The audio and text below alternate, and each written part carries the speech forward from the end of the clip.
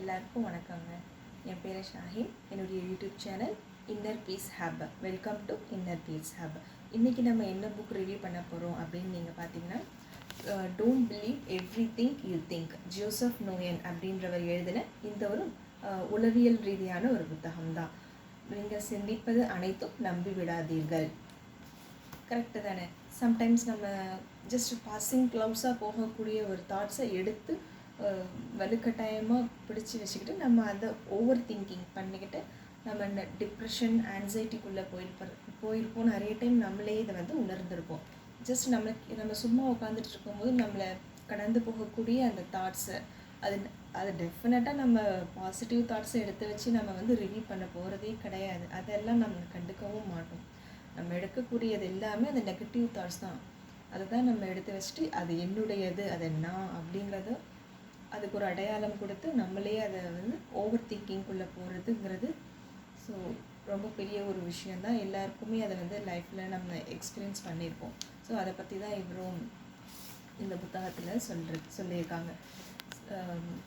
Actually இவரும் ஒரு spiritual seeker தான். அவரும் அந்த டிப்ரெஷன் ஆன்சைட்டிக்குள்ளே ஆளாகிறாரு. அதுக்கப்புறம் ஒரு ஸ்பிரிச்சுவல் தேடல் அவருக்குள்ளே ஏற்பட்டு அந்த மெடிடேஷன், ஸோ நான் யார் அப்படிங்கிற அந்த புரிதலுக்குள்ளே அவர் போய் அதுக்கப்புறம் அவர் ஒரு எழுதின இந்த புத்தகம்தான் நீங்கள் சிந்திப்பது அனைத்தும் நம்பி விடாதீர்கள். ஆக்சுவலி எனக்கு தெரிஞ்சிருக்கும் எல்லா ஆன்மீகவாதியும் சொல்கிற ஒரே விஷயம் என்ன அப்படின்னா, ஃபோக்கஸ் ஆன் யுவர் கோல். உங்களுடைய இந்த ஆன்மாவுடைய சதர்மா என்ன அப்படிங்கிறத நீங்கள் கண்டுபிடிச்சி அதுக்கு என்ன வேணும் அப்படிங்கிறத நம்ம புரிஞ்சுக்கிட்டு அதன்படி நம்மளுடைய வாழ்க்கையை லீட் பண்ணுறது தான் ஒரு ஆன்மீகம், ஒரு தெய்வீகத்தன்மை அப்படிங்கிறத எல்லா ஆன்மீகவாதியும் இதைத்தான் சொல்கிறாங்க. நம்மளுடைய அந்த ப்ரீவியஸ் புக்கில் திங்க் லைக் எ மாங்க், அவரும் அதுதான் அவருடைய அந்த ஃபஸ்ட் பேஜ்லேயே அவர் போட்டிருப்பார் இல்லையா? ஸோ நம்மளுடைய ஒவ்வொரு நாளுமே குறிக்கோளோடு வாழணுங்கிறது தான் எல்லா ஆன்மீகவாதியும் சொல்லக்கூடிய ஒரு விஷயம். ஸோ இது என்னுடைய இந்த ஆன்மீக இந்த பாதையில் நான் ரொம்ப பெருசாக அதை நான் ரியலைஸ் பண்ணுறேன், கன்சிடரும் பண்ணுறேன். எனக்குள்ளேயும் ஒரு சில கேள்விகள் இன்னமும் இருக்கத்தான் செய்யுது. ஸோ ஃபோக்கஸ் ஆன் அவர் கோல் இல்லாமல் நம்மளால் வாழ முடியாதா அப்படிங்கிற ஒரு கேள்வியும் எனக்குள்ளே இருந்து கொண்டு தான் இருக்குது. பட் இன்னும் அதுக்கான விடை கிடைக்கல. மேபி ஃப்யூச்சரில் கிடைக்கலாம். ஸோ ஓகே, நம்ம இந்த புத்தகத்துக்குள்ளே போகலாம். ஸோ ஆக்சுவலாக இவர் ஃபஸ்ட்டு எடுத்தோடனே என்ன சொல்லியிருப்பார் அப்படின்னா, ஒரு புத்தருடைய ஒரு புத்தர் சொன்ன ஒரு விஷயத்தை இவர் இங்கே மென்ஷன் பண்ணியிருப்பார். ஸோ மக்கள் நமக்கு பீப்புள்ஸ் நமக்கு ஏதாச்சும் ஹெல்ப் பண்ணிட்டாங்க அப்படின்னா அவங்க ஒரு வாட்டி தான் நம்மளை ஹெல்ப் பண்ணியிருப்பாங்க. பட் அதை மறுபடியும் திங்க் பண்ணி நம்மளை நாமளே ஹர்ட் பண்ணிக்கிறது தான் அதிகம் அப்படிங்கிறது ஒரு விஷயத்தை இங்கே சொல்லியிருப்பார். ஸோ நம்ம எப்பயாவது எக்ஸ்பீரியன்ஸ் பண்ணியிருப்போம். ஸோ எனக்கு அவங்க அப்படி சொல்லிட்டாங்க, இப்படி சொல்லிட்டாங்கன்றதை நம்ம அதை எடுத்து வச்சுக்கிட்டு நம்ம அதை திங்க் பண்ணிக்கிட்டு டைமை வேஸ்ட் பண்ணிக்கிட்டு இருப்போம். நம்மளுக்கும் அது எப்பயாவது நடந்திருக்கும் லைஃப்பில். பாஸ்ட் எக்ஸ்பீரியன்ஸ் எடுத்து வச்சுட்டு நம்ம அதை ஆராய்ச்சி பண்ணிக்கிட்டு இருக்கிறது அது தேவையில்லாத ஒரு விஷயம். பட் அவங்க அந்த நொடிக்கு அந்த டைமுக்கு அவங்க அதை சொல்லியிருப்பாங்க. அதுக்கப்புறம் அவங்களே கூட அதை மறந்துருப்பாங்க. பட் நாம் தான் அதை நம்ம அதை ரொம்ப இம்பார்ட்டண்ட்டாக நம்மளுடைய மனசுக்குள்ளே எடுத்து வச்சுக்கிட்டு அதை திருப்பி நம்ம அசை போடும்போது நமக்குள்ளே அந்த தேவையற்ற அந்த ஆன்சைட்டி, டிப்ரெஷன், ஓவர் திங்கிங் அப்படிங்கிறது வருது. ஸோ அதை நம்ம எப்படி தவிர்க்கலாம் அப்படிங்கிற நிறைய விஷயங்கள் தான் இதில் சொல்லியிருப்பார். So don't believe everything you think. நம்மளும் சும்மா சாதாரணமாக உட்காந்துட்டு இருக்கும்போது நிறைய நீங்கள் அதை நோட் பண்ணியிருந்தீங்கன்னா உங்களுக்கு தெரியும், நிறைய தாட்ஸ் போய்கிட்டே இருக்கும். அது எல்லாமே நம்மளுடையது இல்லை அப்படிங்கிறது தான் இந்த ஜோசப் நோயனுடைய கருத்தாக இருக்குது. நம்மளும் அதை எக்ஸ்பீரியன்ஸ் பண்ணும்போது தெரியும், ஆமாம் ட்ரூ தான் அப்படிங்கிறது. நம்ம உட்காந்துட்டு ஒரு சாட்சி பாவனையோடு அதை லிசன் பண்ணும்போது நமக்கு நிறைய புரிதல் கிடைக்கும். ஸோ அனைத்து துன்பத்துக்கும் காரணம் இந்த சிந்தனை தான் அப்படிங்கிறது அவருடைய ஊர்ஜிதமான ஒரு கருத்தாக இருக்குது. நம்ம ஒரு யதார்த்தமான ஒரு உலகில் வாழல. நம்ம அந்த தாட் வேர்ல்டு அப்படிங்கிற அந்த தாட்ஸ்குள்ளே தான் நம்ம வந்து வாழ்ந்துக்கிட்டு இருக்கோம். காலையில் எழுந்ததுலேருந்து நைட்டு படுக்க போகும்போது வரைக்குமே சரி, நம்ம வந்து அந்த சேட்டர் பாக்ஸ் அப்படிங்கிற அந்த மனசு வந்து ஏதாவது சேட் பண்ணிக்கிட்டே இருக்குது. அந்த எண்ணங்களை கொண்டு வந்துக்கிட்டே தான் இருக்குது. நம்ம வந்து முழு விழிப்புணர்வோடு இக்கணத்தில் வாழ்கிறோம் அப்படிங்கிறது ரொம்பவே ஒரு குறைவான ஒரு விஷயமாக தான் இருக்குது அப்படிங்கிறத அவர் சொல்கிறாரு. ஸோ அதுக்கப்புறமா வந்து அவருக்கும் அந்த ஒரு ஸ்பிரிச்சுவல் டிப்ரெஷன், நான் லாஸ்ட் வீடியோவில் சொன்ன மாதிரி அவருக்கும் அந்த ஒரு ஸ்பிரிச்சுவல் டிப்ரெஷன் அப்படிங்கிறது இருந்திருக்கு. ஸோ எனக்குமே அது இருந்தது. I have an experience past 2 to 3 years before. அது வந்து ஸ்பிரிச்சுவல் டிப்ரெஷன்னு கூட சொல்லலாம். ஸோ ஓகே, மெடிடேஷன் பண்ணுறேன், ஆன்மீகத்துக்குள்ளே வந்துட்டேன், ஸோ இதுதான் ஃபுல்லாக அப்படிங்கிற ஒரு இன்டென்ஷனோடு இருக்கும்போது எனக்குள்ளே எழுந்த ஒரு கேள்வி, ஒரு புரிதலுக்கு வந்துட்டேன். இப்போ அடுத்தது என்ன அப்படிங்கிற ஒரு மிகப்பெரிய ஒரு கேள்விக்குறி இருந்தது.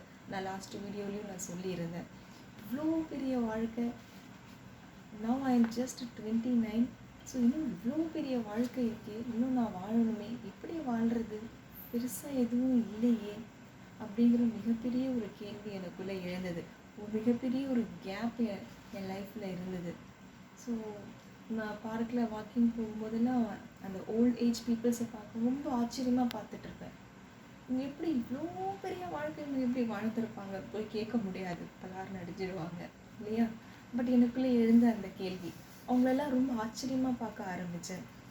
இப்படி சந்தோஷமாக இருக்காங்க, ஹாப்பியாக இருக்காங்க, எப்படி முடியுது, ஸ்பிரிச்சுவலில் இருக்கிற நான் இன்னும் அந்த ஃபுல் அக்கம்ப்ளிஷ்மெண்ட்டுக்கு அப்போ நான் இன்னும் வரலையா அப்படிங்கிற ஒரு மிகப்பெரிய ஒரு கேள்வி எனக்குள்ளே இருந்து கொண்டே இருந்தது. ஸோ மிகப்பெரிய ஒரு கேப்பாக இருந்ததை நான் கன்சிடர் பண்ணுறேன். ஸோ அதான் எல்லா ஆன்மீகவாதியும் சொல்லக்கூடிய ஒரே விஷயம், so focus on your goal. உங்களுடைய வாழ்க்கையினுடைய அந்த நோக்கம் என்ன, உங்களுக்கு என்ன பிடிச்சிருக்கு, என்ன செய்ய பிடிச்சிருக்கு, நீங்கள் அந்த தன்னை மறந்து அந்த லயித்து செய்யக்கூடிய அந்த ஒரு வேலை என்ன, அதுதான் உங்களுடைய சதர்மா. அது வந்து ப்ரொஃபஷனாக கூட இருக்கலாம், இல்லை ப்ரொஃபஷன் கடந்து உங்களுடைய அது ஒரு பேஷனாக கூட இருக்கலாம். ஸோ அதை நீங்கள் கண்டறிந்து அதை நீங்கள் ஃபோக்கஸ் பண்ணும்போது, ஸோ வாழ்க்கையினுடைய முழு ஒரு வாழ்க்கையினுடைய எப்படி சொல்கிறது, ஒரு அர்த்தமுள்ள ஒரு வாழ்க்கையாக மாறுது அப்படிங்கிறத எல்லா ஆன்மீகவாதியும் சொல்லக்கூடிய ஒரு விஷயம், focus on your goal. So அதுக்கப்புறம் எனக்கு மிகப்பெரிய ஒரு வெற்றிடத்திற்கு அப்புறம் எனக்கு கிடைச்ச ஒரு அனுபவம் என்ன, ஒரு இன்ட்யூஷன் என்ன, ஹையர் பீயிங்ஸ் மூலிமா எனக்கு கிடைச்ச அந்த ஒரு இன்ட்யூஷன் வந்து, நீ வேலைக்கு போ அப்படிங்கிறது தான் எனக்கு கிடைச்சிது. அதுக்கப்புறம் தான் நான் வேலைக்கு போகவே ஆரம்பித்தேன். அவ்வளோ சீக்கிரம் என்னுடைய ஈகோ எனக்கு ஒத்துக்கலை. நான் ஃபுல்லாக இதில் தானே இருக்கேன், என்னையே இப்போ வேலைக்கு போக சொல்கிறீங்கிற ஒரு மனசுக்குள்ளே ஒரு போராட்டமும் இருந்தது. ஸோ அதை கடந்து வேலைக்கு போகும்போது ஓகே, ஸோ ரெண்டுமே வந்து லைஃப்பில் இன்கார்பரேட் பண்ணி எடுத்து செல்ல முடியும் அப்படிங்கிற ஒரு ஹோப், ஒரு கான்ஃபிடென்ட் எனக்குள்ளே கிடைக்க ஆரம்பிச்சது. அப்போ தான் நினச்சேன், ஸோ நம்ம வந்து புதுசாக ஒரு விஷயம் செய்கிறதுக்கு நம்மளுடைய மனம் வந்து அவ்வளோ சீக்கிரம் அதை அக்செப்ட் பண்ணிக்க மாட்டேங்குது, நிறைய போராட்டங்கள், பயம், தேவையற்ற சிந்தனைகள் கொடுக்குது அப்படிங்கிறத அப்போ நான் நிறைய புரிஞ்சிக்க ஆரம்பித்தேன். ஸோ அதை தான் இவரும் இங்கே சொல்கிறாரு. இவரும் அதே தான் ஃபேஸ் பண்ணியிருக்காரு. அதுக்கப்புறம் இவருடைய நோக்கம் என்னங்கிறத அவர் கண்டுபிடிச்சி அதன் மூலிமா அவர் வந்து வாழும்போது அவருடைய வாழ்க்கையும் வந்து ஒரு ஃபுல்ஃபில்மெண்ட் அடையுது அப்படிங்கிறத இவர் ஃபைனலைஸ்டாக சொல்ல வராரு. அதுக்காக சிந்திக்கிற, ஸோ அவருடைய முக்கியமான கருத்து என்ன அப்படின்னா, நம்ம சிந்திக்கிறது எதுவுமே நம்பி விடாதீர்கள். அதுக்காக நம்ம சிந்திக்கவே வேணாமா, அப்படியே இருந்துடலாமா அப்படிங்கிறதும் கிடையாது. ஸோ நம்மளுடைய சிந்தனைகளில் வந்து எது ஆக்கப்பூர்வமான சிந்தனை அப்படிங்கிறத நம்ம வந்து பிரித்து பார்க்க கற்றுக்கணும்.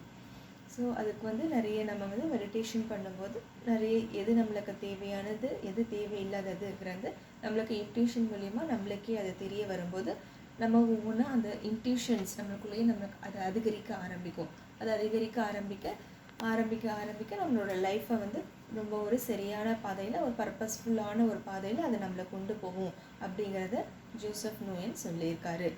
ஸோ நம்ம வந்து நம்மளுக்கு அதை பிரித்து பார்க்க தெரியல அப்படிங்கிறது தான் உண்மை. ஸோ எது நம்மளுக்கு தேவையான சிந்தனை, எது தேவையற்ற சிந்தனை. ஸோ இப்போது நான் இங்கே வீடியோ போட்டுட்ருக்கும்போது எனக்குள்ளே பின்னாடி அந்த பேக் எண்ட் ப்ராசஸில் சில சிந்தனைகள் வந்து கொண்டு தான் இருக்குது. பட் அதை வந்து நான் கன்சிடர் பண்ணிக்கிட்டு இப்போ நான் அதை எடுத்து வச்சுக்கிட்டு அதை நான் ஆராய்ச்சி பண்ணிகிட்டு இருக்க முடியாது, அதுக்கான சூழலும் இப்போ இல்லை அப்படிங்கிற ஒரு தெளிவான ஒரு புரிதல் நமக்குள்ளே வந்துடுச்சு அப்படின்னா ஸோ நம்மளோட லைஃப்பை வந்து லீட் பண்ணுறதுக்கு ரொம்பவே நல்லாயிருக்கும். இப்போ நீங்கள் இந்த வீடியோ கூட பார்த்துட்டு இருக்கும்போது உங்களுக்கு பின்னாடி சில சிந்தனைகள் எழலாம். பட் அதை வந்து நீங்கள் இப்போது இம்பார்ட்டன்ஸ் கொடுத்துட்டீங்க அப்படின்னா நான் என்ன பேசினேன் அப்படின்றது நீங்கள் அந்த கணத்தில் நீங்கள் அதை இழந்திருப்பீங்க இல்லையா?